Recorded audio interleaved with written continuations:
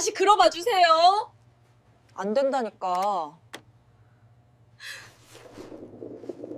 학생, 이거 정지된 카드야. 지금 나랑 장난해? 약사의 차가운 한마디에 은수는 약국 바닥에 머리를 찌우며 오열했습니다. 제발요, 약사님. 우리 동생이 죽어가요. 한 번만, 딱 한 번만 다시 긁어봐 주세요. 눈물 범벅이 된 17 소녀의 손에 쥐어진 건 아빠의 유품인 가죽이 다 벗겨진 지갑 속에서 꺼낸 블랙카드였습니다. 모두가 비웃던 그 순간 띠링하는 경쾌한 승인음과 함께 영수증이 매끄럽게 출력되었습니다. 그리고 정확히 1시간 뒤 명동의 좁은 약국 골목으로 수십 대의 최고급 벤츠가 비상등을 켠 채 들이닥쳐 명동 전체를 마비시키기 시작합니다. 죽은 아빠가 남긴 이 카드의 정체는 대체 무엇이었을까요? 사연 시작 전 이 감동적인 이야기가 궁금하시다면 구독과 좋아요를 눌러주시고 어디서 듣고 계신지 댓글 남겨주시면 그곳으로 행복이 가득하시길 바라겠습니다. 오늘의 사연 시작합니다. 서울 명동 한복판에 매서운 칼바람이 몰아칩니다. 영하 10도의 기온에 길을 걷던 사람들은 모두 옷깃을 여미며 발걸음을 재촉하죠. 휘황찬란한 네온사인 아래로 한 소녀가 어린아이를 등에 업고 필사적으로 달리고 있습니다.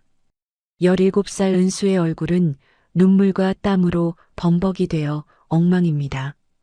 은수가 은별이를 고쳐 업으며 거칠게 숨을 몰아쉬었습니다. 은별아, 조금만 참아. 언니가 금방 약 사줄게. 응? 은별아. 은수의 등 뒤에 매달린 6살 은별이는 이미 의식을 잃은 듯 고개를 툭 떨구고 있습니다. 은별이의 뜨거운 숨결이 은수의 목덜미에 닿을 때마다 은수는 심장이 내려앉는 기분을 느낍니다. 은수가 약국의 유리문을 거칠게 밀치며 안으로 뛰어들어갔습니다.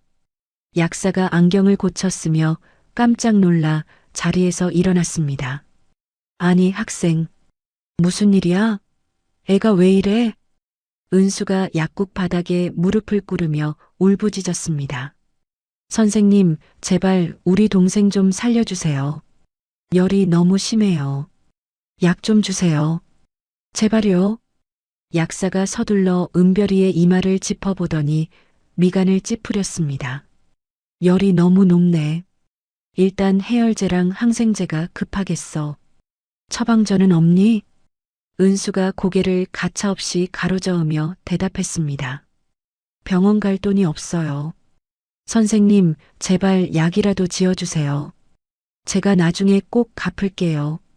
약사가 곤란한 표정을 지으며 고개를 돌렸습니다.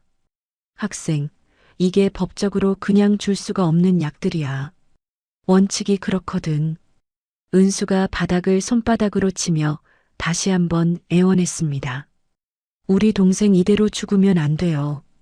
아빠도 돌아가셨는데 은별이까지 잘못되면 저 못 살아요. 제발 부탁드려요. 약사가 긴 한숨을 내쉬며 약장으로 향했습니다. 일단 급한 대로 비상약을 줄 테니까 이거라도 먹여봐. 학생, 돈은 있니?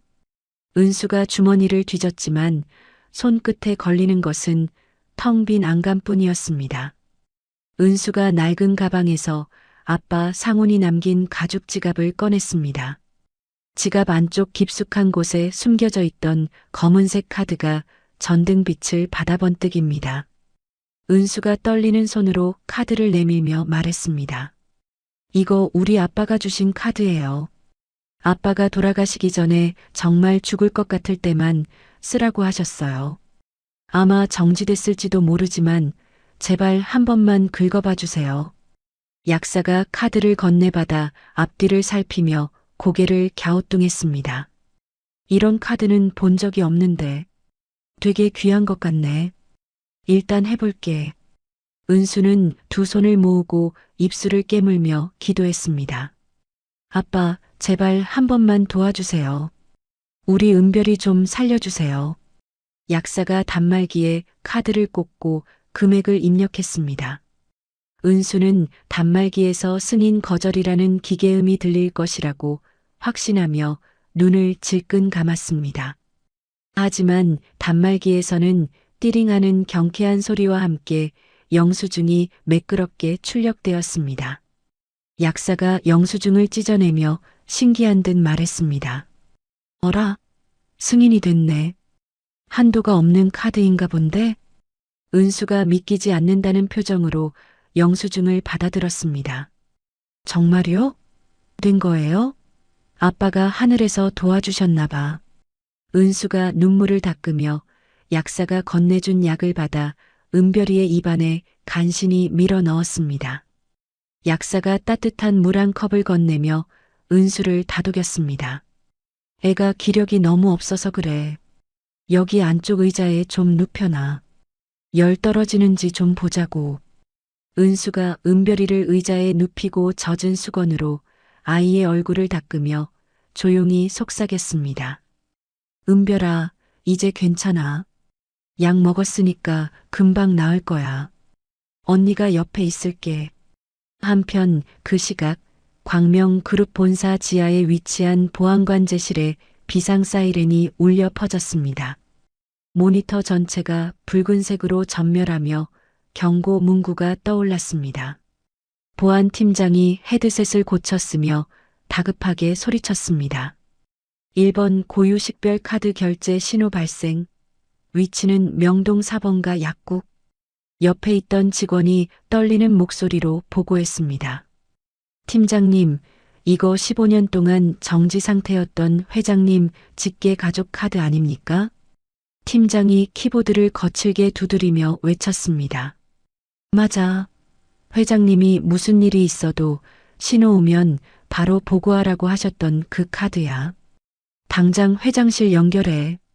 최상층 회장실에서 창밖의 야경을 무심하게 바라보던 한광식 회장이 수화기를 들었습니다. 비서실장의 보고를 들은 한광식 회장의 눈동자가 거칠게 흔들렸습니다. 한광식 회장이 책상을 내리치며 자리에서 벌떡 일어났습니다. 뭐라고? 지금 명동이라고? 15년 만에 카드가 긁혔단 말이냐? 비서실장이 서류 가방을 챙기며 대답했습니다. 네, 회장님. 승인 위치가 명동의 작은 약국입니다. 결제 시간은 5분 전입니다. 한광식 회장이 코트를 챙겨 입으며 비서실장에게 호통을 쳤습니다. 지체할 시간 없어. 명동 근처에 있는 수행 차량 전부 집결시켜. 내 아들 상훈이가 거기 있단 말이다. 한광식 회장이 지팡이를 짚고 집무실을 뛰쳐나가며 덧붙였습니다. 경찰에도 협조 요청해. 명동으로 가는 길 전부 터놓으라고 해. 1분이라도 늦으면 너희 모두 가만 안 둘 줄 알아. 명동 약국 안에서 은수는 조금씩 안정을 되찾아가는 은별이를 바라보며 약사의 배려에 연신 고개를 숙였습니다. 약사가 난로의 온도를 높이며 다정하게 물었습니다. 학생, 부모님은 어디 가시고 동생들이랑 이렇게 고생이야? 은수가 아빠의 낡은 지갑을 만지작거리며 힘겹게 입을 열었습니다. 아빠는 한 달 전에 돌아가셨어요. 엄마는 아주 어릴 때 돌아가셨고요. 약사가 안쓰러운 눈길로 은수를 바라보며 다시 물었습니다. 그럼 친척들은 없어?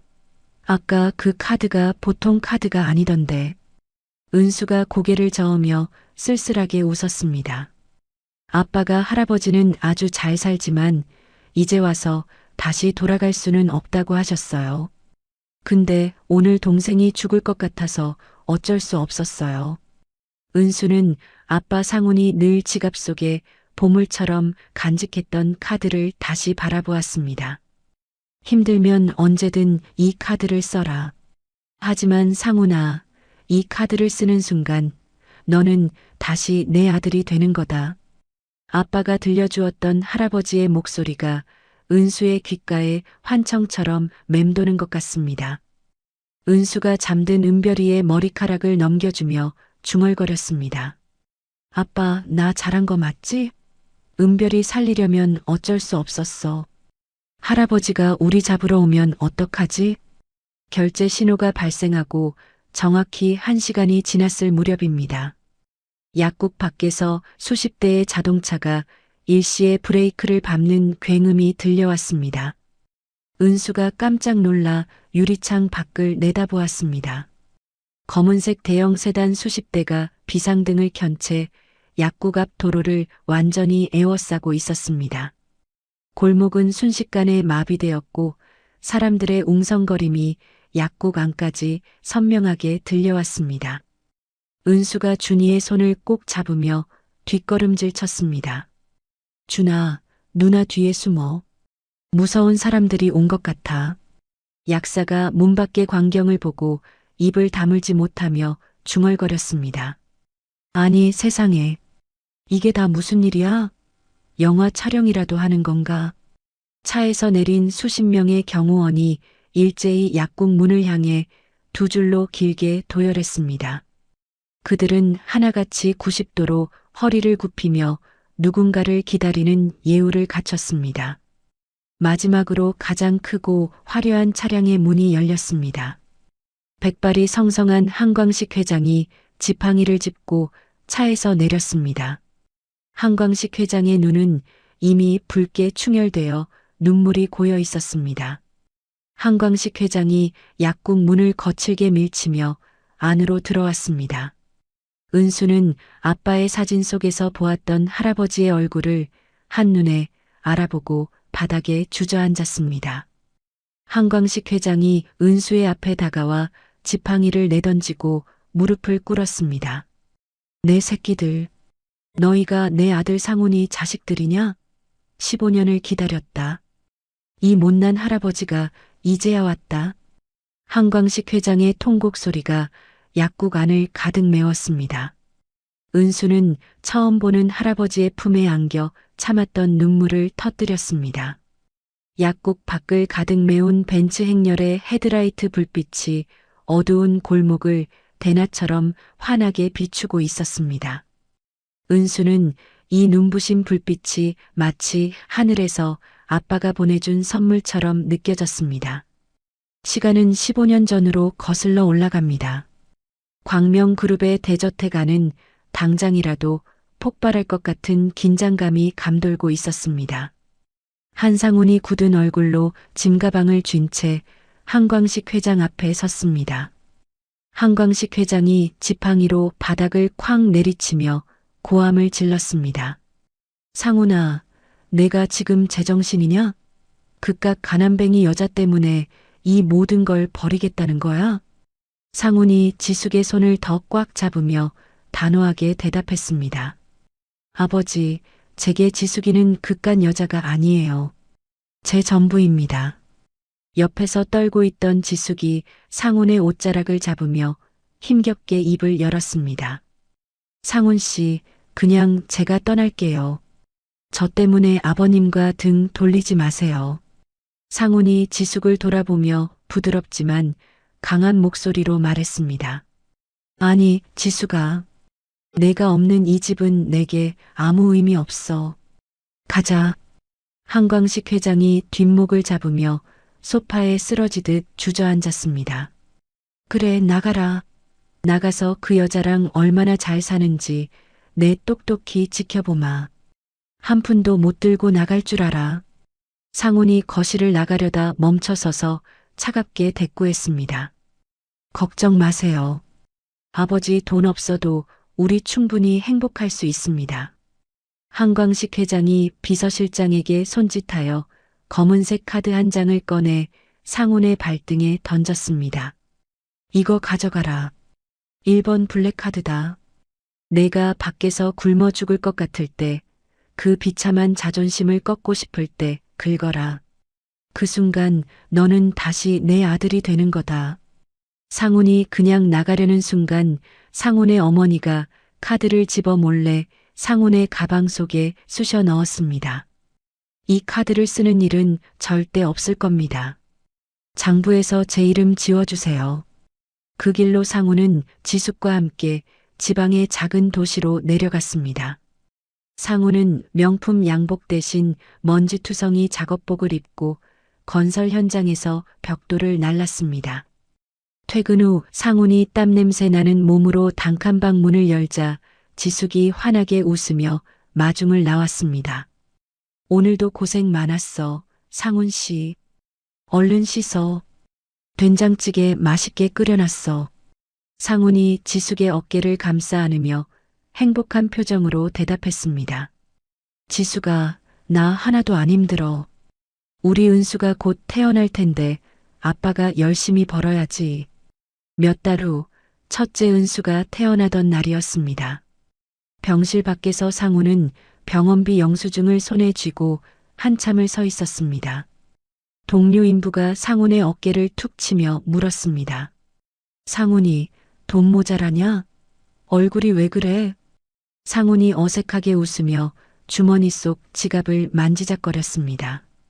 지갑 안에는 한광식 회장이 던져준 블랙카드가 잠들어 있었습니다. 상훈이 고개를 저으며 동료에게 대답했습니다. 아니야, 형님. 혹시 제가 다음 달 월급 값을 좀 할 수 있을까요? 부탁 좀 드릴게요. 상훈은 끝내 카드를 꺼내지 않았습니다. 자존심 때문이 아니라 지숙과 약속한 소중한 평범함을 지키고 싶었기 때문입니다. 세월이 흘러 다섯째 은별이가 태어나며 단칸방은 낡은 빌라로 바뀌었습니다.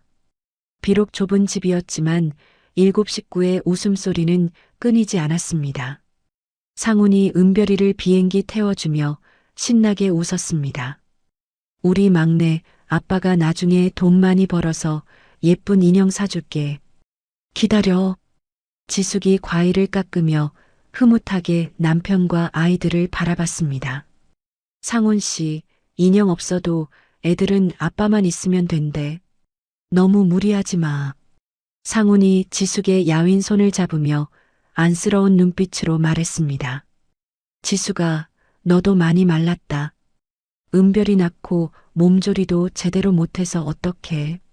하지만 지숙의 몸은 상훈의 걱정보다 더 빠르게 망가지고 있었습니다. 막내 다섯째를 낳고 기력을 회복하지 못한 지숙은 결국 병원에서 청천벽력 같은 소식을 들었습니다. 의사가 고개를 숙이며 상훈에게 조용히 말했습니다. 이미 손을 쓰기에는 너무 늦었습니다. 마음의 준비를 하시는 게 좋겠어요. 상훈이 의사의 멱살을 잡으려다 힘없이 손을 떨구었습니다. 그게 무슨 소립니까? 제 아내가 왜요? 제가 어떻게든 돈 마련해 올게요. 제발 살려주세요. 상훈은 그날 밤 처음으로 서랍 속에 넣어두었던 블랙카드를 꺼내 들었습니다. 이걸 긁으면 아버지가 나타날 것이고 지숙을 최고의 병원으로 데려갈 수 있을 거라 생각했습니다. 하지만 지숙이 상훈의 손을 잡으며 가느다란 목소리로 말렸습니다. 상훈 씨, 그러지 마. 나 당신이 그 집 아들로 돌아가서 다시 불행해지는 거 보고 싶지 않아. 그리고 만약에 아버님이 우리 아이들 있는 거 알면 고아원에 보내버리고 당신만 데려갈 거야. 그냥 이대로 내 옆에 있어줘.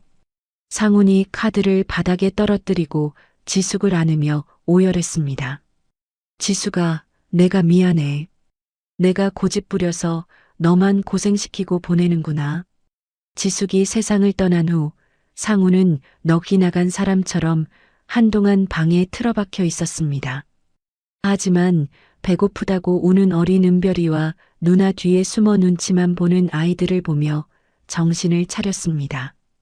상훈이 아이들을 식탁에 앉히고 서툴게 밥을 차려주며 말했습니다. 얘들아, 아빠가 이제 엄마 몫까지 다 해줄게. 우리끼리 잘 살아보자. 은수가 상훈의 손을 꼭 잡으며 눈물을 닦아주었습니다. 아빠, 나도 아빠 도와줄게.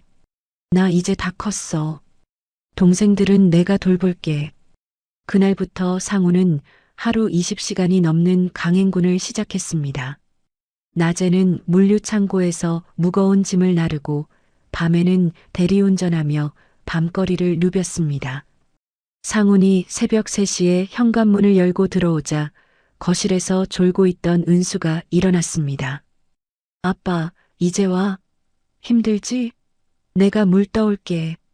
상훈이 거칠고 굳은 살이 박힌 손으로 은수의 머리를 쓰다듬었습니다. 아니야, 은수야. 아빠 하나도 안 힘들어. 너희 자는 모습만 봐도 힘이 난다. 상훈은 아이들이 잠든 후 혼자 부엌에 앉아 아내의 사진을 보며 소리 없이 울었습니다. 자신의 심장이 가끔 쥐어짜는 듯 아파왔지만 상훈은 그것을 무리한 노동 때문이라고만 생각했습니다. 그러던 어느 날 상훈은 동네 식당에서 일하던 오미숙을 알게 되었습니다. 오미숙은 상훈이 올 때마다 아이들 몫이라며 간식을 챙겨주고 다정하게 말을 걸었습니다. 애들 아빠 혼자서 얼마나 고생이 많아요. 애들도 엄마 손길이 그리울 텐데. 오미숙이 은별이를 품에 안고 등을 토닥이며 상훈에게 말했습니다. 은별아, 아줌마가 나중에 맛있는 거 더 많이 해줄게. 아줌마랑 같이 살까? 지쳐있던 상훈은 오미숙의 위장된 따뜻함에 속아 그녀가 구원자라고 믿었습니다. 상훈이 은수에게 조심스럽게 물었습니다. 은수야, 저 아줌마가 새엄마가 되면 어떨 것 같니? 너희도 이제 챙겨줄 사람이 필요하잖아. 은수가 주저하다가 아빠의 힘겨운 얼굴을 보고 고개를 끄덕였습니다. 아빠가 좋으면 나도 좋아.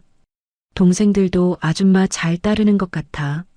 상훈은 오미숙이 정가가 있는 여자라는 것도 자신을 재벌집 자제로 알고 접근했다는 사실도 전혀 모른 채 재혼을 서둘렀습니다. 결혼식 날 아침 상훈은 마지막으로 지갑 속 블랙카드를 꺼내 보았습니다. 지수가 나 애들을 위해서 이 여자랑 살기로 했어. 천국에서 이해해 줄 거지? 상훈은 끝내 할아버지 한광식 회장에게 연락하지 않은 채 아이들을 위해 다시 한번 전사처럼 일터로 나갔습니다. 지갑 속 카드는 여전히 아빠의 자존심과 사랑을 품은 채 차가운 봉투 안에서 숨을 죽이고 있었습니다. 상훈이 퇴근하고 돌아오자 집안에는 고소한 된장찌개 냄새가 가득했습니다. 오미숙이 앞치마에 손을 닦으며 현관으로 달려가 상훈의 가방을 받아들었습니다. 상훈 씨, 오늘도 고생 많았어. 얼른 들어와서 씻어. 애들 씻기고 밥 먹이느라 나도 정신이 없었네. 상훈이 땀에 젖은 얼굴을 닦으며 거실에서 책을 읽고 있는 아이들을 대견하게 바라봤습니다. 미수가 당신이 고생이지. 내가 돈을 더 많이 벌어야 하는데 당신 고생만 시켜서 미안해. 오미숙이 상훈의 어깨를 주무르며 상냥한 목소리로 대답했습니다. 그런 소리 마. 나 은수랑 준이, 준수, 준서, 은별이가 내 자식 같아서 하나도 안 힘들어. 당신 건강이 제일 걱정이지.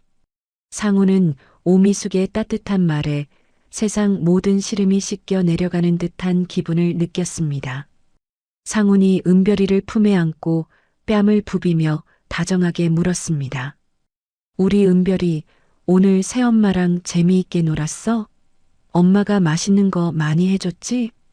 6살 은별이가 은수의 눈치를 슬쩍 보더니 작은 목소리로 대답했습니다. 응, 아빠. 엄마가 책도 읽어줬어. 상훈은 아이의 대답에 만족하며 오미숙의 손을 꼭 잡았습니다. 상훈은 자신이 지닌 블랙카드의 존재를 오미숙에게도 말하지 않았습니다. 그 카드를 꺼내는 순간 이 소박한 행복이 깨질 것만 같은 두려움이 있었기 때문이죠. 하지만 상훈이 현관문을 닫고 나가는 순간 오미숙의 얼굴에서 웃음기는 마법처럼 사라졌습니다. 오미숙이 소파에 다리를 꼬고 앉아 손톱을 다듬으며 은수에게 차갑게 쏘아붙였습니다. 야, 너 뭘 봐? 아빠 나갔으니까 얼른 주방 가서 설거지해. 준이 너는 안방 가서 걸레질하고. 17살 은수가 젖은 앞치마를 두르며 조심스럽게 말했습니다. 어머니, 준이는 숙제 아직 다 못했어요. 제가 설거지하고 바로 할게요. 오미숙이 손톱 쏘질 기구를 테이블에 탁 내려놓으며 자리에서 벌떡 일어났습니다. 이게 어디서 말대답이야? 내가 내 친구니? 어머니 소리하기 싫으면 입이라도 닥치고 이래. 오미숙은 은수의 어깨를 거칠게 밀치고는 안방으로 들어가 화장을 고치기 시작했습니다. 오미숙은 상훈이 맡긴 생활비를 가방에 챙겨 넣으며 거울 속에 자신에게 중얼거렸습니다. 이 짓거리도 지겨워 죽겠네. 재벌집 자식이라더니 돈 나오는 건 쥐꼬리만 하고 오늘도 판이 좋으려나. 오미숙은 아이들을 집에 가둬둔 채 동네 지하에 위치한 비밀 도박장으로 향했습니다. 아이들은 아빠에게 들키면 동생들과 헤어지게 하겠다는 오미숙의 협박에 숨조차 크게 쉬지 못했습니다. 며칠 후 준이가 울먹이며 퇴근한 상훈의 바짓가랑이를 붙잡았습니다. 아빠, 나 할 말이 있어. 사실은 새엄마가 우리를.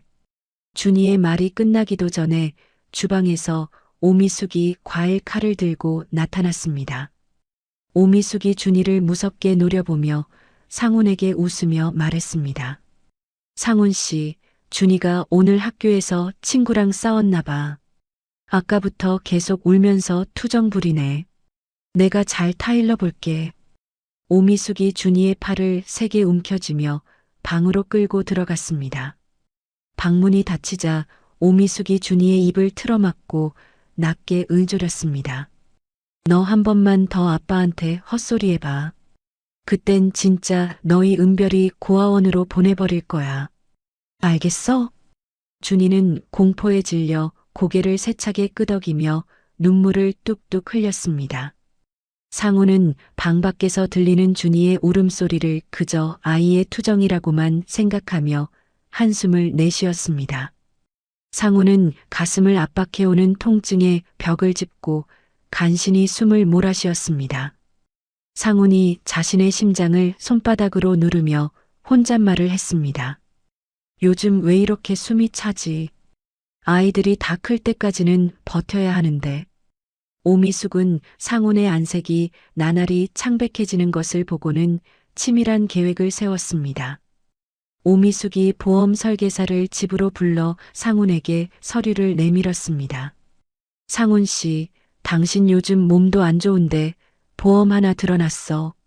나랑 애들 생각해서 사인 좀 해줘. 상훈이 서류 내용을 제대로 읽지도 못한 채 펜을 들며 힘겹게 물었습니다. 이게 무슨 보험인데? 당신이 하라는 거면 좋은 거겠지.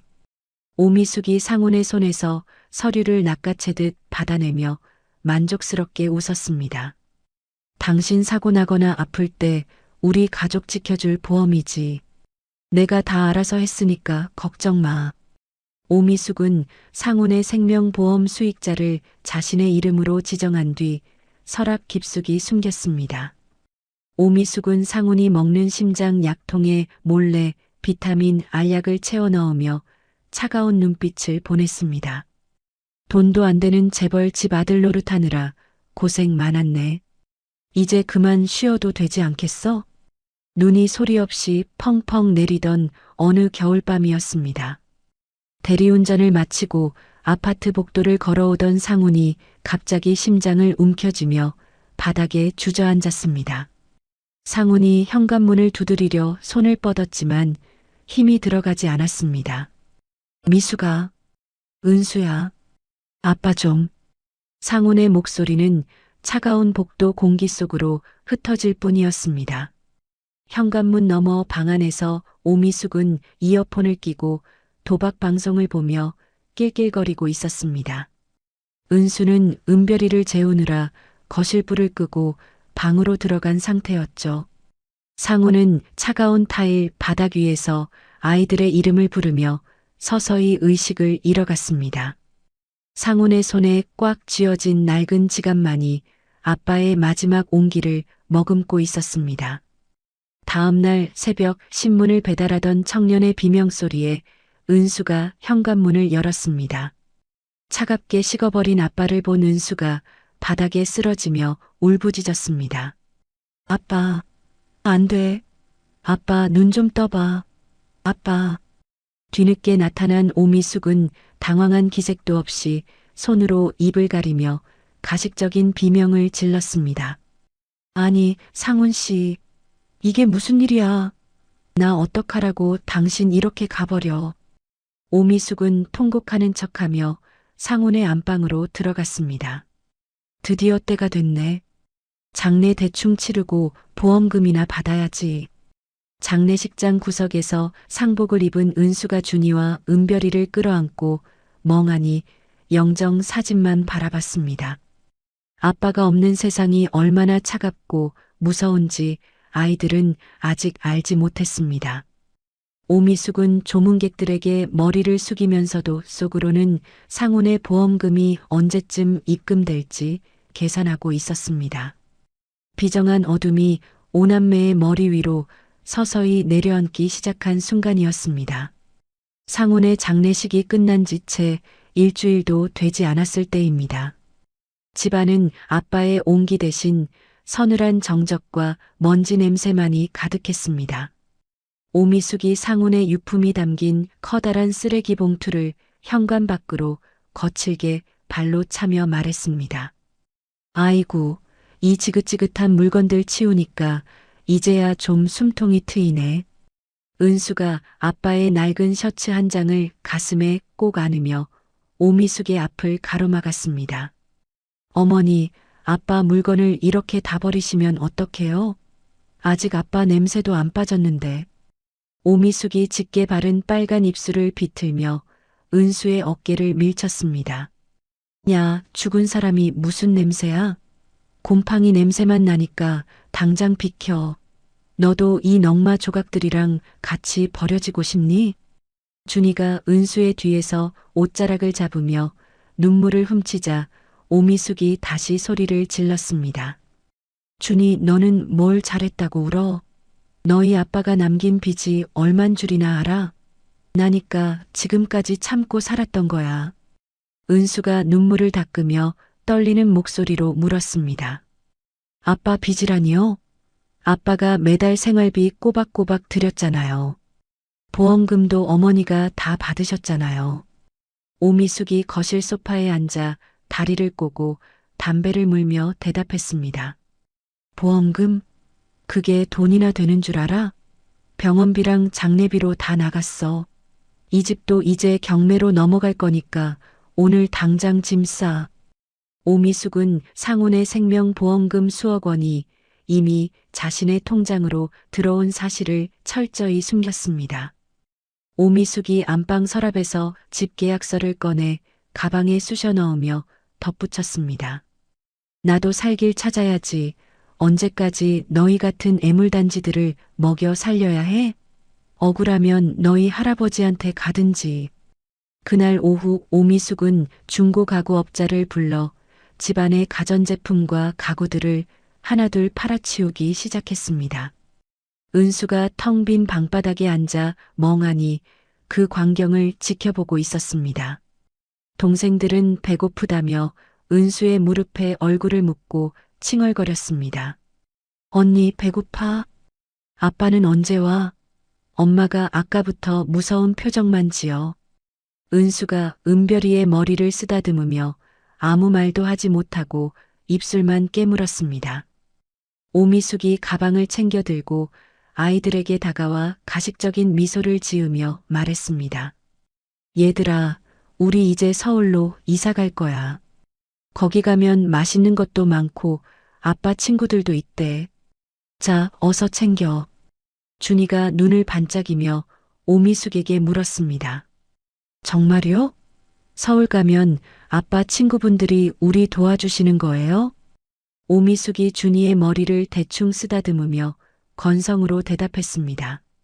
그럼 다 방법이 있지. 은수, 너도 낡은 옷 몇 벌만 챙겨서 나와. 기차 시간 늦겠다. 은수는 불길한 예감이 들었지만 당장 갈 곳이 없는 처지에 계모의 말을 따를 수밖에 없었습니다. 은수는 아빠의 낡은 가죽 지갑을 품 안쪽 주머니에 소중히 넣고 동생들의 손을 잡았습니다. 밤늦은 시간 오남매는 오미숙을 따라 서울행 무궁화호 기차에 몸을 실었습니다. 기차 창밖으로 어둠이 빠르게 스쳐 지나갔습니다. 은별이는 기차 안에서 꾸벅꾸벅 졸고 있었고 준이는 긴장한 듯 창밖만 바라봤습니다. 오미숙은 기차 안에서도 계속해서 누군가와 은밀하게 통화를 하며 웃음을 흘렸습니다. 응, 나 지금 올라가는 중이야. 돈은 다 챙겼으니까 걱정 마. 그 애들 금방 처리하고 갈게. 은수가 오미숙의 대화를 듣고 의구심이 들어 조심스럽게 물었습니다. 어머니, 서울 가면 정말 누가 우리 기다리고 있나요? 우리 어디서 지내게 돼요? 오미숙이 전화를 끊고 은수를 쏘아보며 차갑게 대꾸했습니다. 말이 많네, 정말. 가면 다 알게 될 거니까 잠이나 자. 기차가 서울역 플랫폼에 멈춰 섰을 때는 새벽 공기가 코끝을 징하게 울리는 시간이었습니다. 수많은 인파가 쏟아져 나오는 역사 안에서 오미숙이 아이들을 대합실 벤치에 앉혔습니다. 오미숙이 가방에서 5만 원권 한 장을 꺼내 은수의 손에 쥐어주며 말했습니다. 은수야, 엄마 화장실 좀 다녀올게. 여기서 딱 10분만 기다려. 은별이랑 준이 잘 보고 있고. 알았지? 은수가 오미숙의 소매를 붙잡으며 간절하게 부탁했습니다. 금방 오셔야 해요. 은별이가 잠들어서 제가 안고 있기 힘들어요. 무서우니까 빨리 오세요.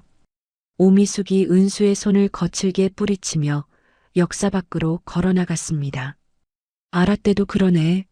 금방 올 테니까 꼼짝 말고 있어. 은수는 멀어지는 오미숙의 뒷모습을 보며 심장이 조여오는 공포를 느꼈습니다. 10분이 지나고 30분이 지났지만 오미숙은 돌아오지 않았습니다. 역사 안을 가득 메웠던 사람들도 하나둘 사라지고 차가운 정적만이 내려앉았습니다. 준이가 주변을 두리번거리며 불안한 목소리로 은수를 불렀습니다. 누나, 엄마가 왜 안 와? 화장실 간 지 벌써 한참 지났는데. 나 무서워. 은수가 은별이를 고쳐 안으며 준이를 다독였습니다. 조금만 더 기다려보자. 사람이 많아서 늦으시는 걸 거야. 누나 손 꼭 잡아. 하지만 1시간이 넘어가자 은수는 무언가 잘못되었다는 것을 확신했습니다.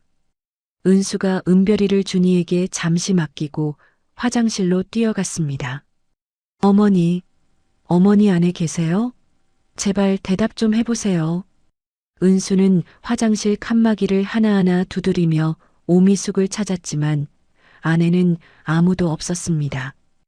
은수가 절망적인 표정으로 다시 대합실로 돌아왔을 때 준이가 울먹이며 은수의 가방을 가리켰습니다. 누나, 내 가방 안에 이런 게 들어있어. 아까 엄마가 몰래 넣는 거 봤는데. 준이가 내민 가방 구석에는 구겨진 종이 한 장이 들어있었습니다. 은수가 떨리는 손으로 종이를 펴보았습니다. 종이에는 삐뚤삐뚤한 글씨로 잔인한 문장이 적혀 있었습니다. 니네 아빠 핏줄끼리 알아서 살아라. 나도 이제 내 인생 살 거니까 다시는 찾지 마. 은수는 종이를 쥔 손을 부르르 떨며 바닥에 주저앉았습니다. 은수가 가슴을 쥐어짜며 소리 없는 비명을 질렀습니다.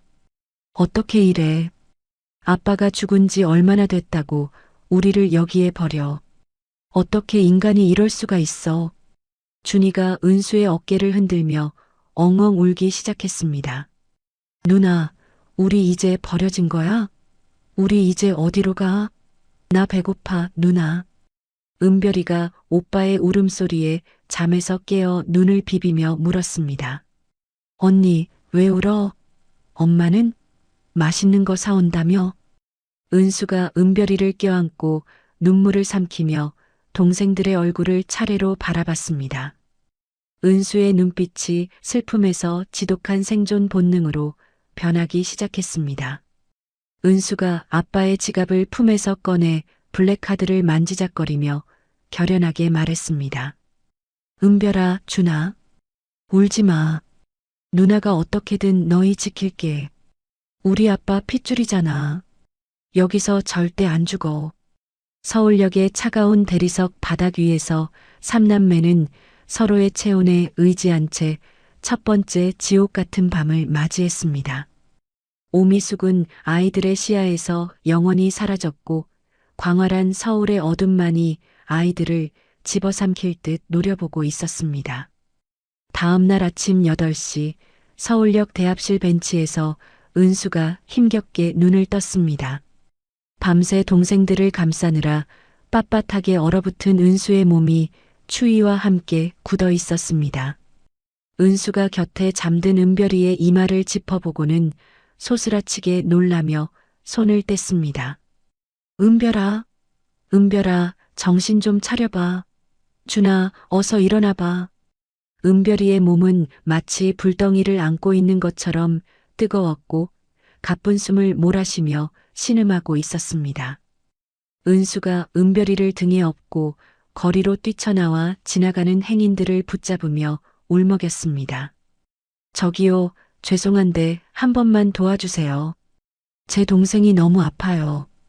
병원 어디로 가야 하는지 알려주세요. 말쑥한 코트를 입은 중년 여성이 은수의 남루한 행색과 퀴퀴한 냄새에 코를 막으며 뒤로 물러섰습니다. 아이고, 이게 무슨 냄새야? 저리 가서 구걸해. 아침부터 재수없게 정말. 옆에 있던 남성도 은수를 밀치며 짜증 섞인 목소리로 소리를 질렀습니다. 학생, 요즘 세상에 누가 길에서 이래? 경찰 부르기 전에 당장 사라져.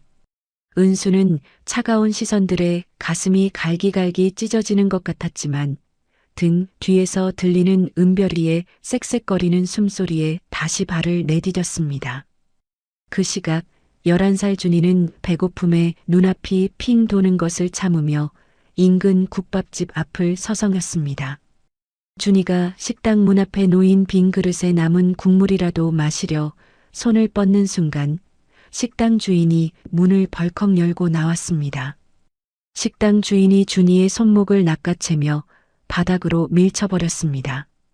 이 쥐새끼 같은 놈이 어디서 남의 그릇에 손을 대. 재수없게 잔반통을 뒤지고 있어. 준이가 바닥을 기며 식당 주인의 가랑이를 붙잡고 애원했습니다. 아저씨, 죄송해요. 너무 배가 고파서 그랬어요. 동생이 아픈데 국물 한 모금만 주시면 안 될까요? 제발요. 주인이 준이의 어깨를 발로 걷어차며 침을 뱉었습니다. 어디서 동생 핑계야? 당장 꺼지지 못해. 경찰에 신고해서 소년원 보내버리기 전에. 준이가 흙먼지 묻은 손으로 뺨을 닦으며 약국 앞에 서 있는 은수에게 달려갔습니다. 은수가 아빠의 지갑을 열어 마지막 남은 1,000원짜리 한 장을 꺼내 편의점으로 들어갔습니다. 은수가 편의점 직원에게 돈을 내밀며 간절하게 말했습니다. 아저씨, 이 돈으로 살 수 있는 제일 따뜻한 물 좀 주세요. 우리 동생이 너무 아파서 그래요. 직원이 건네준 미지근한 생수병을 은별이의 입술에 적셔주며 은수는 자신의 마른 침만 삼켰습니다. 은수가 약국 앞에서 떨어지지 않는 발걸음을 옮기며 하늘을 원망하듯 중얼거렸습니다. 아빠, 우리 정말 어떻게 해? 은별이가 죽을 것 같아. 나 너무 무서워, 아빠. 한편 그 시각 서울의 한 대학병원 VVIP 병동에서는 한광식 회장이 창백한 얼굴로 침대에 누워 있었습니다. 아들의 사망 소식에 실신했던 한광식 회장이 힘겹게 눈을 뜨며 곁에 있던 비서실장에게 물었습니다. 그 애들은, 상훈이가 남긴 내 손주들은 어디 있느냐? 아직도 소식이 없어? 비서실장이 고개를 숙이며 죄스러운 목소리로 대답했습니다. 죄송합니다, 회장님. 계모 오미숙이 아이들을 서울로 데려온 뒤 행방이 묘연합니다. 전국 경찰을 동원해 찾고 있습니다. 한광식 회장이 링거 바늘이 꽂힌 손으로 침대 난간을 꽉 움켜쥐며 호통을 쳤습니다. 이 무능한 놈들, 그 어린 것들이 이 추운 겨울에 어디서 떨고 있겠느냐. 내 아들 상훈이한테 죄를 씻으려면 그 애들부터 찾아야 해. 한광식 회장은 가슴을 옥죄는 통증에도 불구하고 손주들을 찾기 전에는 절대 눈을 감을 수 없다며 억지로 정신을 붙들고 있었습니다. 은수가 눈보라가 치는 골목 끝에 주저앉아 동생들을 품에 안았습니다. 해가 지고 어둠이 깔리자 서울의 기온은 미친 듯이 내려가기 시작했습니다. 은별이의 열은 40도를 넘어섰고 급기야 아이의 사지가 덜덜 떨리며 뒤틀리는 경련이 시작되었습니다. 은수가 은별이의 이름을 부르며 얼굴을 때렸지만 아이는 눈만 뒤집은 채 대답이 없었습니다. 은수가 준이에게 은별이를 맡기고 명동의 한 약국으로 다시 달려들어갔습니다. 은수가 약국 카운터를 잡고 울부짖으며 약사에게 말했습니다. 선생님, 제 동생이 죽어가요. 제발 해열제랑 항생제 좀 주세요. 돈은 나중에 꼭 가져올게요. 약사가 안경을 고쳤으며 냉정하게 대답했습니다. 학생, 처방전 없이는 그런 약 못 줘. 그리고 돈도 없다면서 어떻게 약을 가져가? 경찰 부르기 전에 나가. 은수가 약사의 다리를 붙잡고 바닥에 머리를 찌우며 애원했습니다. 제발요, 선생님. 우리 동생 살려만 주세요. 제가 뭐든 할게요. 제발요. 약사가 은수를 억지로 떼어내며 약국 밖으로 밀쳐냈습니다. 은수는 차가운 보도블록 위에 넘어져 아빠의 낡은 가죽 지갑을 꺼냈습니다. 은수는 지갑 깊숙한 곳, 비닐에 쌓인 검은 카드를 꺼내 들었습니다. 아빠가 죽기 전 마지막으로 했던 말이 환청처럼 귓가를 때렸습니다. 은수야, 동생들과 너만 남겨져 두렵고 무서울 때 이 카드를 꼭 써. 할아버지가 찾아와 도와주실 거야 하지만 그때는 아빠가 옆에 없을 거야. 은수는 아빠의 고집을 지켜주고 싶었지만 죽어가는 은별이를 위해 아빠와의 마지막 약속을 깨기로 결심했습니다. 은수가 다시 약국 안으로 뛰어들어가 카드를 카운터에 쾅 내려놓았습니다. 이걸로 결제해 주세요. 우리 아빠 카드예요. 제발 동생 약 좀 주세요. 약사가 카드를 집어들더니 눈이 휘둥그레지며 은수를 쳐다봤습니다. 이거 광명 그룹 블랙카드 아니야? 학생이 이걸 어떻게? 약사가 떨리는 손으로 단말기에 카드를 꽂고 금액을 입력했습니다. 은수는 숨을 멈추고 단말기 화면만 뚫어지게 쳐다봤습니다. 정적을 깨고 단말기에서 띠링하는 맑은 승인음과 함께 영수증이 출력되었습니다. 약사가 영수증을 확인하고는 당황하며 은수에게 약 봉투와 영양제를 한알음 안겨주었습니다. 어머, 승인이 됐네. 학생, 내가 몰라봐서 미안해. 여기 약이랑 비타민이야. 어서 동생 먹여. 은수는 약 봉투를 품에 안고 약국 바닥에 주저앉아 꺼지는 목소리로 중얼거렸습니다. 아빠, 고마워요. 이제 우리 은별이 살 수 있어. 할아버지, 우리 여기 있어요. 은수의 눈물이 영수증 위로 뚝뚝 떨어지며 15년의 긴 침묵이 깨지는 순간이었습니다. 명동의 작은 약국 단말기에서 승인 영수증이 출력되는 것과 동시에 광명그룹 본사 지하의 보안통합 관제실은 아수라장이 되었습니다. 벽면을 가득 채운 대형 모니터 중앙에 시뻘건 경고등이 전멸하며 요란한 사이렌 소리가 울려 퍼졌죠. 보안팀장이 헤드셋을 내팽개치며 모니터 앞으로 달려가 소리쳤습니다. 아, 저거 지금 1번 고유식별 코드 뜬 거 맞아? 내 눈이 잘못된 거 아니지. 직원이 떨리는 손으로 키보드를 두드리며 다급하게 대답했습니다. 팀장님, 맞습니다. 15년간 잠들어 있던 상훈 도련님 카드 신호입니다. 위치는 명동 사가에 있는 한 작은 약국입니다. 팀장이 자신의 뺨을 한 대 세게 때리더니 무전기를 쥐고 비명을 질렀습니다. 위치 고정하고 추적해. 당장 비서실장님 연결해. 한편 그 시각 서울대병원 VVIP 병동에서 산소호흡기에 의지해 누워있던 한광식 회장은 창밖의 어둠을 멍하니 바라보고 있었습니다.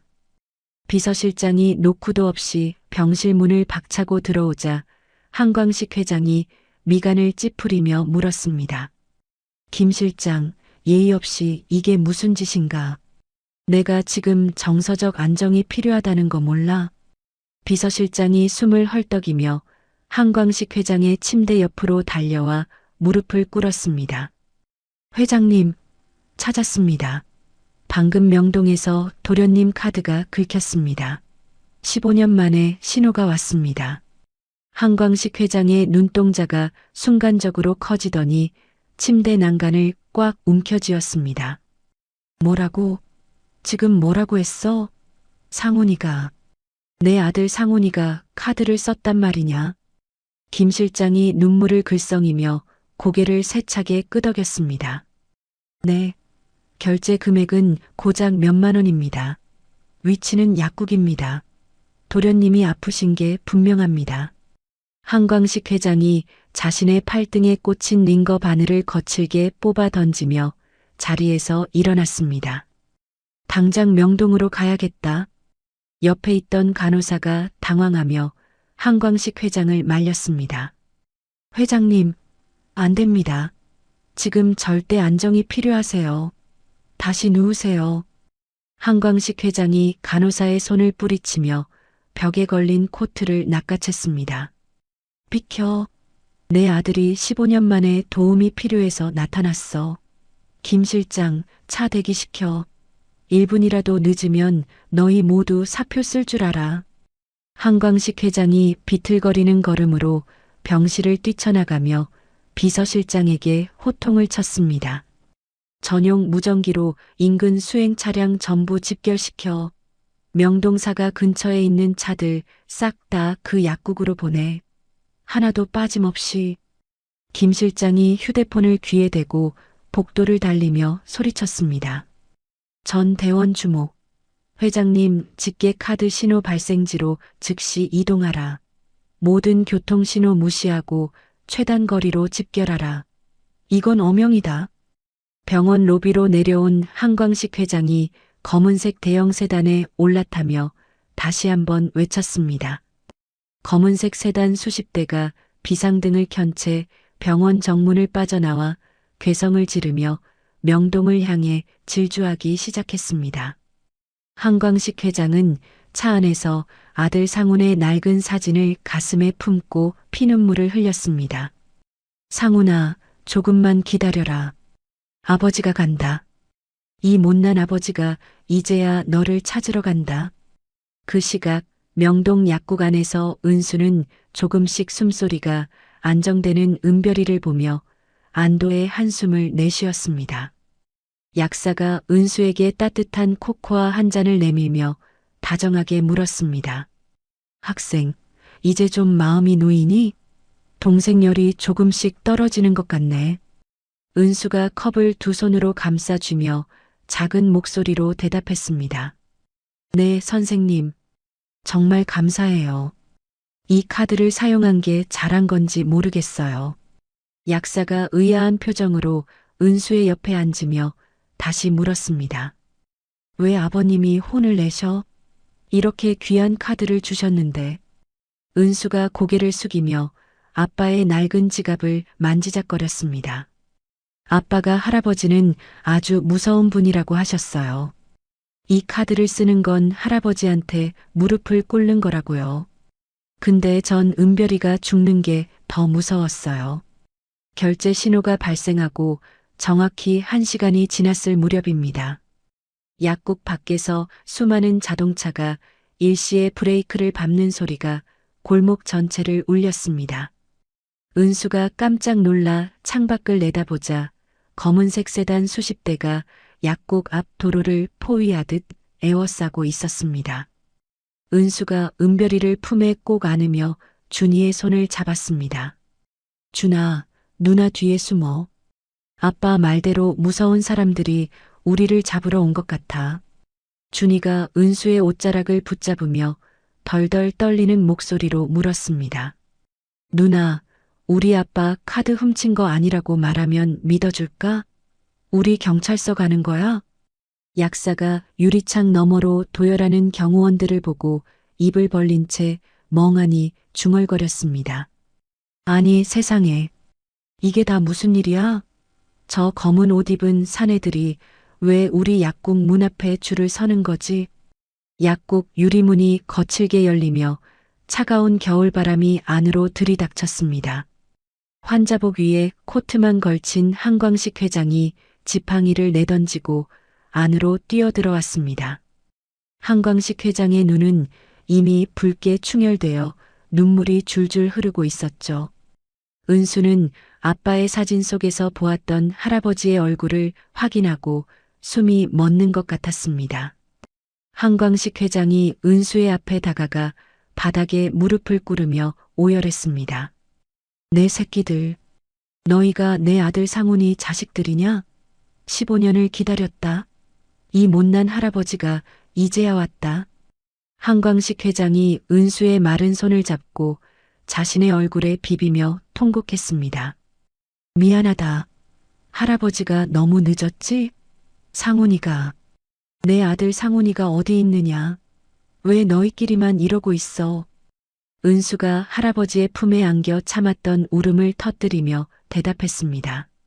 할아버지, 우리 아빠 죽었어요. 일주일 전에 우리만 두고 먼저 갔어요. 아빠가 미안하다고 전해달래요. 한광식 회장이 가슴을 쥐어짜며 약국 바닥을 손바닥으로 내리쳤습니다. 이 불효막심한 놈아, 끝까지 이 아비 속을 태우고 가는구나. 상훈아, 내 아들 상훈아. 명동 골목을 가득 메운 수십 대의 벤츠 헤드라이트 불빛이 약국 안을 대낮처럼 환하게 비추었습니다. 수백 명의 행인이 이 기막힌 광경을 지켜보며 숙연해진 가운데 한광식 회장은 손주들을 품에 넣고 놓아주지 않았습니다. 은수는 비로소 자신들을 지켜줄 거대한 성벽이 나타났음을 직감하며 할아버지의 코트 속으로 얼굴을 묻었습니다. 아빠의 낡은 블랙카드가 15년의 세월을 뛰어넘어 기적 같은 재회를 만들어낸 순간이었습니다. 명동의 차가운 밤 공기는 어느새 노 회장의 뜨거운 눈물로 온기 있게 변해가고 있었습니다. 지옥 같던 방황은 끝났고 이제 아이들에게는 광명그룹이라는 새로운 세상이 열리고 있었습니다. 한광식 회장이 수행원들에게 호통을 치며 아이들을 차로 안내했습니다. 조심해서 모셔라. 내 아들이 남긴 보물들이란 말이다. 은수는 멀어지는 약국을 바라보며 아빠가 하늘에서 환하게 웃고 있을 거라 믿었습니다. 가족은 결국 만나야 한다는 천륜의 진리가 명동의 밤하늘에 별빛처럼 새겨지고 있었습니다. 마침내 오남매의 긴 겨울이 끝나고 따뜻한 봄볕이 들기 시작했습니다. 신비로운 불빛을 내뿜는 벤츠 행렬은 아이들을 싣고 찬란한 미래를 향해 천천히 움직였습니다. 하늘에서는 아빠 상훈이 보낸 듯한 한방눈이 축복처럼 아이들의 머리 위로 쏟아져 내렸습니다. 가족이라는 이름의 기적은 그렇게 명동 한복판에서 완성되고 있었습니다. 광명그룹의 대저택으로 들어온 지 일주일이 지났지만 거대한 집안에는 여전히 무거운 정막이 흐릅니다. 은수는 최고급 실크 이불 위에 누워 잠든 은별이의 얼굴을 닦아주다가 문 열리는 소리에 화들짝 놀라 몸을 움츠렸습니다. 은수가 은별이를 감싸 안으며 떨리는 목소리로 외쳤습니다. 어머니, 잘못했어요. 다시는 안 그럴게요. 제발 은별이는 때리지 마세요. 방으로 들어오던 한광식 회장이 그 모습을 보고 가슴을 쥐어짜며 다가왔습니다. 한광식 회장이 지팡이를 내려놓고 은수의 어깨를 감싸며 다독였습니다. 은수야, 할아버지다. 무서운 사람 아무도 없어. 이제 괜찮다. 어서 마음 놓으렴. 은수가 거친 숨을 몰아쉬며 한광식 회장의 품에 얼굴을 묻고 흐느꼈습니다. 할아버지, 죄송해요. 자꾸 그 아줌마 목소리가 들리는 것 같아요. 문만 열리면 우리 잡으러 온 것 같아서 무서워요. 한광식 회장이 은수의 머리카락을 넘겨주며 비장한 목소리로 말했습니다. 그 요망한 여자가 감히 내 손주들을 이 지경으로 만들다니. 걱정 마라.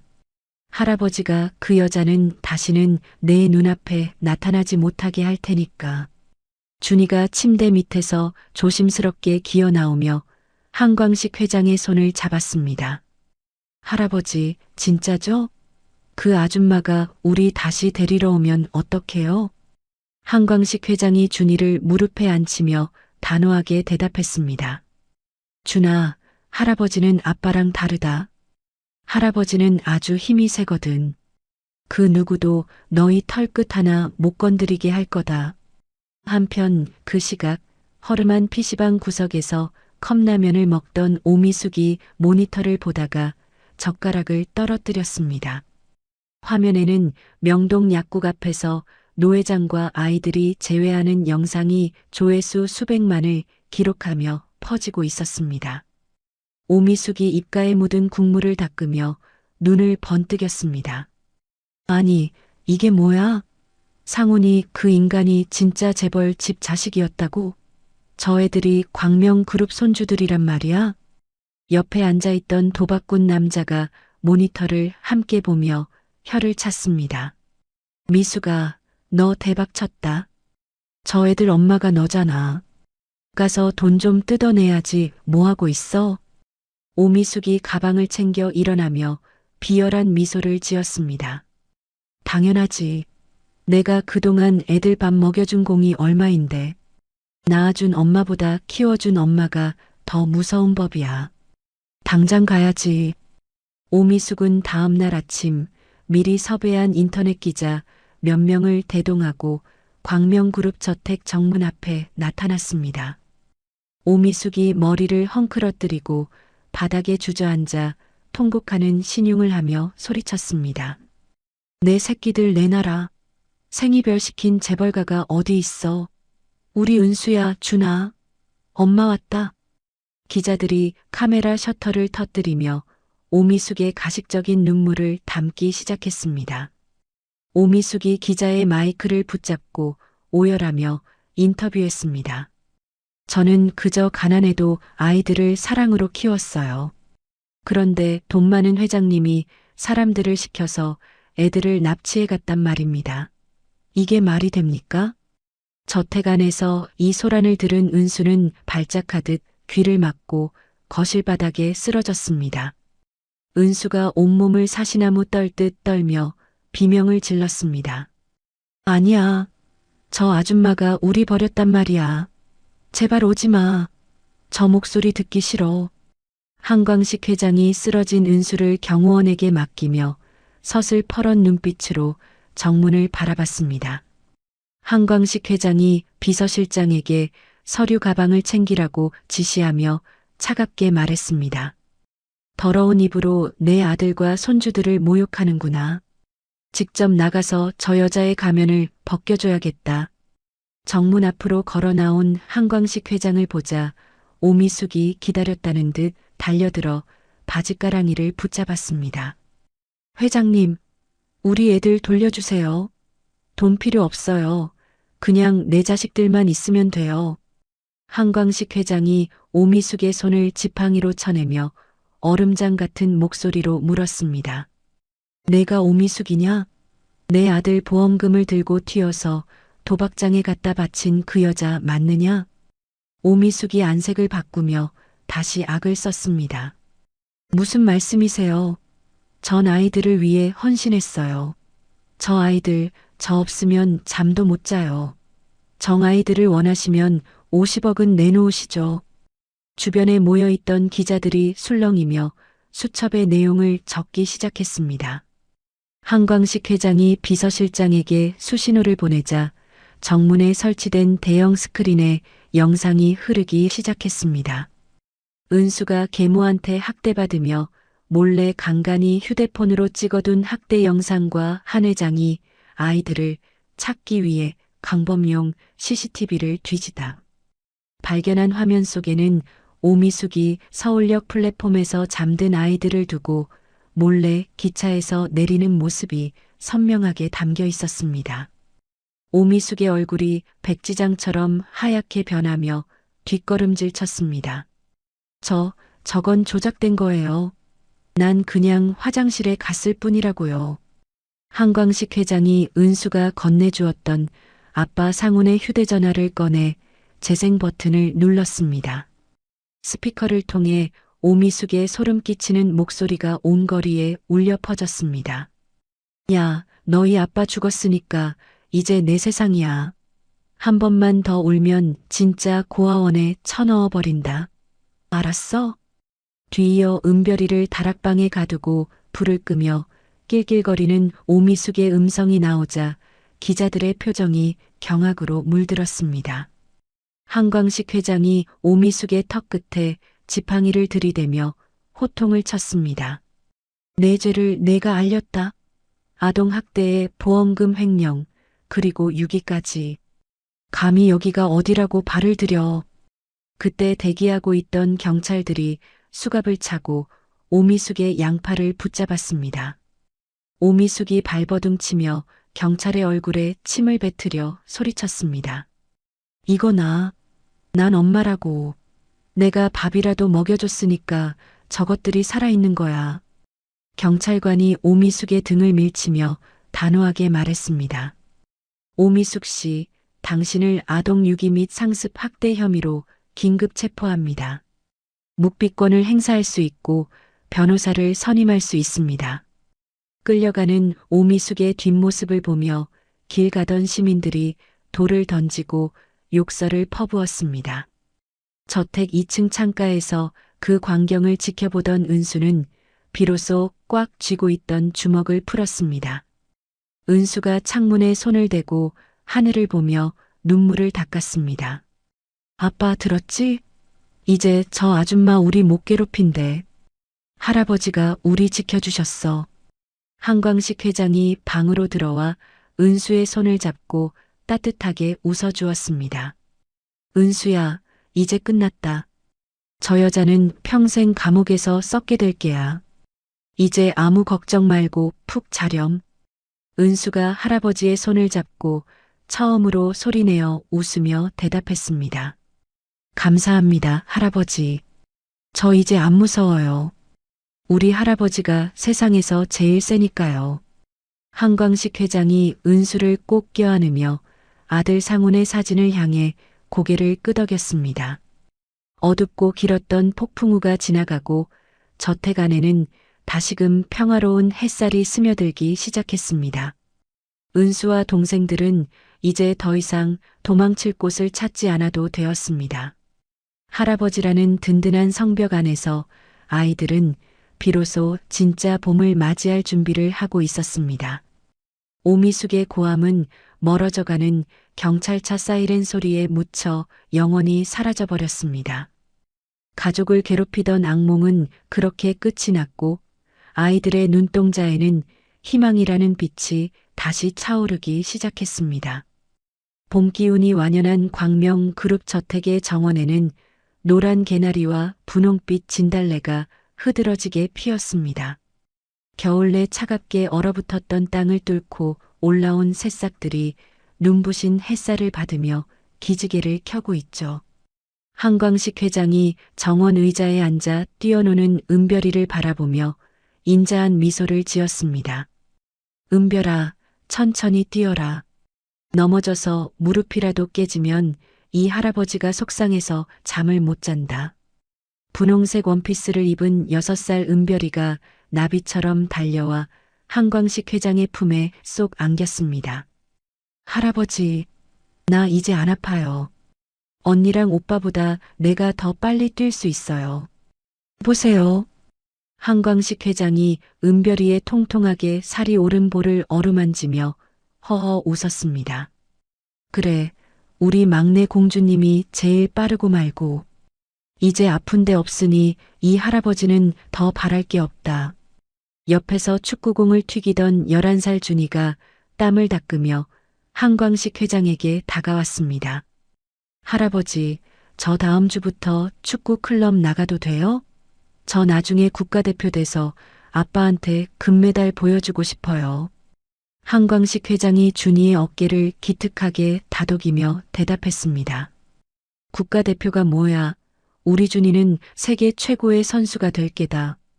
준수와 준우는 그림 그리기를 좋아했습니다. 할아버지가 만들어준 화방에서 최고급 미술 재료들을 이용해 마음껏 그림을 그렸습니다. 할아버지, 우리 가족을 그렸어요.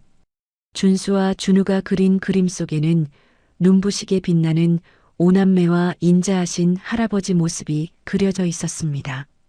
우리 준수 준우 정말 그림을 잘 그리는구나. 한 회장은 세상에서 가장 인자한 미소를 지었습니다. 그때 집안에서 정갈한 교복 차림의 은수가 쟁반을 들고 정원으로 나왔습니다. 은수가 따뜻한 차 한 잔을 한광식 회장 앞에 놓으며 부드럽게 말했습니다. 할아버지, 날씨는 따뜻해도 바람이 조금 차요. 이거 드시고 들어가세요. 한광식 회장이 은수의 손을 잡으며 대견한 눈빛으로 올려다보았습니다. 우리 큰아기, 학교 생활은 좀 어떠냐? 혹시라도 누가 너희 아빠 일로 수군대지는 않니? 은수가 한광식 회장의 손등 위에 자신의 손을 포개며 환하게 웃어 보였습니다. 걱정 마세요, 할아버지. 저 이제 당당해요. 우리 아빠가 얼마나 우리를 사랑했는지 친구들도 다 아는걸요. 저 공부도 열심히 해서 나중에 할아버지 도와드리고 싶어요. 한광식 회장이 눈시울을 붉히며 고개를 끄덕였습니다. 그래, 너는 이 할아버지의 희망이자 광명그룹의 미래다. 내 아빠 상훈이가 못다한 일을 내가 꼭 이뤄주길 바란다. 가족들은 저택 거실 가장 높은 곳에 걸린 액자 앞으로 모여들었습니다. 액자 안에는 상훈의 환한 미소가 담긴 영정사진과 함께 낡고 해진 골든 블랙카드 한 장이 정중히 모셔져 있었죠. 한광식 회장이 사진 속 아들을 향해 잔을 올리며 나직하게 의존했습니다. 상훈아, 보고 있느냐? 내가 지킨 아이들이 이렇게 예쁘고 건강하게 자랐다. 이 카드가 결국 우리를 다시 하나로 묶어주었구나. 은수가 아빠의 사진을 향해 허리를 숙여 인사하며 마음속으로 다짐했습니다. 아빠, 우리 이제 하나도 안 추워요. 할아버지가 매일 맛있는 고기 사주시고 우리 은별이는 유치원에서도 인기 최고예요. 은별이가 아빠 사진 앞에 자신이 직접 그린 그림 한 장을 내려놓으며 외쳤습니다. 아빠, 이거 내가 그린 우리 가족이에요. 아빠는 하늘에서 제일 큰 별로 그렸어요. 사랑해요. 준이가 아빠의 사진을 보며 늠름하게 가슴을 폈습니다. 아빠, 저 할아버지랑 약속했어요. 동생들 잘 지키고 멋진 아들 되겠다고요. 지켜봐 주세요. 식사가 끝난 뒤 한광식 회장은 손주들을 데리고 아빠 상훈이 생전에 자주 찾았다던 시장 골목 국밥집으로 향했습니다. 화려한 호텔 식당이 아닌 김이 모락모락 나는 투박한 시장 국밥집의 수행원들이 도열하자 시장 사람들이 눈등을 둥그렇게 떴습니다. 국밥집 주인이 상훈의 얼굴과 꼭 닮은 아이들을 보고 수건으로 눈물을 훔치며 맞이했습니다. 아이고, 상훈이 총각 자식들이구나. 세상에, 아빠랑 어쩌면 이렇게 똑같니. 상훈이가 매일 애들 먹이고 싶다고 노래를 부르더니. 한광식 회장이 주인의 손을 꼭 잡으며 부탁했습니다. 사장님, 우리 아들이 가장 좋아하던 그 맛으로 한 상 거하게 차려주세요. 오늘은 이 할아버지가 쏘는 겁니다.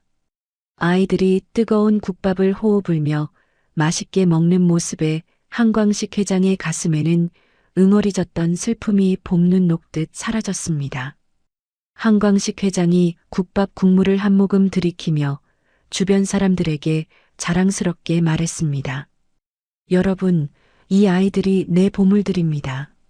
내 아들 상훈이가 남기고 간 세상에서 가장 귀한 블랙카드지요. 해가 뉘엿뉘엿 지는 저녁, 가족들은 아빠 상훈과 엄마 지숙이 함께 잠든 묘소를 찾았습니다. 은수가 묘비 주변의 자풀을 정성껏 뽑아내며 아빠에게 속삭였습니다. 아빠, 할아버지가 아빠 이름으로 장학재단 만드신대요. 우리처럼 힘들게 사는 형편의 친구들 다 도와주기로 했어요. 아빠 마음이 거기 다 담겨 있죠? 한광식 회장이 며느리 지숙의 묘비 앞에 꽃바구니를 놓으며 고개를 숙였습니다. 며느리야, 내 아들을 끝까지 사랑해줘서 고맙다. 내가 너무 늦게 인정해서 미안하구나. 이제 우리 상훈이랑 하늘에서 편히 쉬려무나. 바람이 불어와 아이들의 머리카락을 부드럽게 쓰다듬고 지나갔습니다. 마치 아빠 상훈이 잘했다.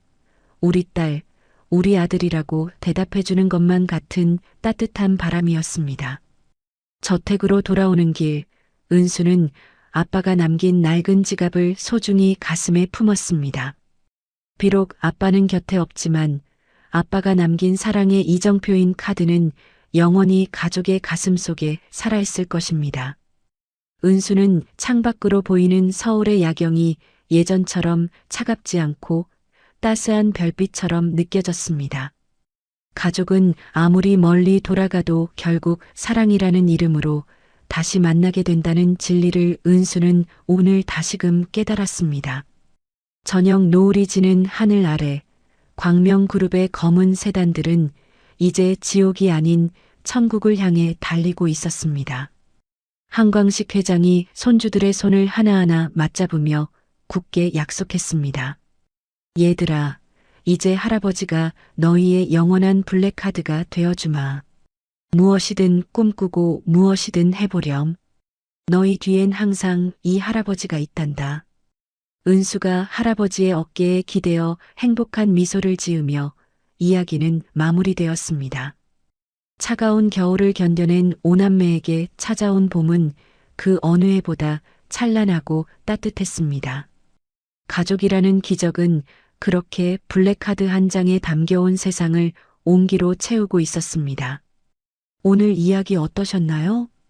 죽은 아빠가 남긴 낡은 카드 한 장이 결국 벼랑 끝에 선 오남매를 살리고 15년이나 끊어졌던 가족의 천륜을 다시 이어주었습니다. 우리는 살면서 때때로 앞이 보이지 않는 춥고 외로운 겨울을 맞이하곤 합니다. 하지만 오늘 사연 속 은순의 가족처럼 서로를 향한 진심 어린 사랑은 아무리 긴 시간이 흘러도 반드시 서로를 찾아내는 법입니다. 아빠 상훈 씨가 남겨준 가장 큰 유산은 지갑 속 블랙카드가 아니라 어떤 고난 속에서도 동생들을 지켜내려 했던 첫째 은수의 마음, 그리고 아들을 향한 할아버지의 간절한 기다림 그 자체였을지도 모릅니다. 여러분의 곁에도 보이지 않는 곳에서 여러분을 지켜주는 소중한 사랑의 이정표가 늘 함께하기를 진심으로 기도하겠습니다. 오늘 이 사연이 고단한 하루를 보낸 여러분의 마음속에 작은 위로와 희망의 등불이 되었기를 바랍니다. 이야기를 끝까지 들어주신 분이 계시다면 잘 들었다고 댓글 하나만 남겨주세요. 감사합니다.